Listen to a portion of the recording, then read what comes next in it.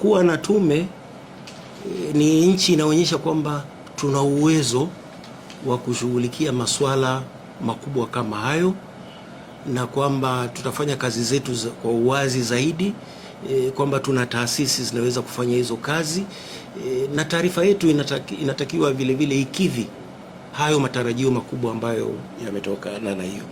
Kwa hiyo taswira kubwa ambayo unaiona hapa ni namna gani tunaiambia dunia kwamba tuna uwezo wa kushughulikia changamoto zetu na kuzipatia ufumbuzi.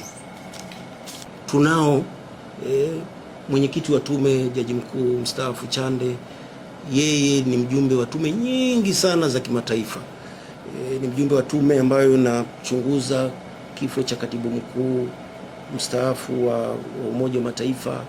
Ni mjumbe huko Darfur, Sudan, Ethiopia, na tume yake ni ya kimataifa.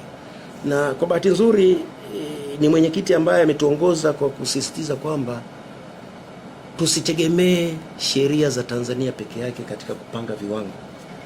Tuangalie viwango vya kimataifa, kwa sababu taarifa yetu itasomwa, itapimwa katika viwango vya kimataifa. Kwa hiyo ametusaidia sana, na hata wataalamu wa video wa cyber ni wa Tanzania, lakini ukiangalia wasifu wao wanatumika katika tume nyingi sana duniani. Wengine wanaenda Afrika Kusini, Uingereza, wanatoa mada. Kwa hiyo kwenye utaalamu mimi sina shaka yoyote kwamba tutapata ukweli ambao tutauwasilisha kwa wananchi. Tumetembelea maeneo yote yaliyokumbwa na migogoro.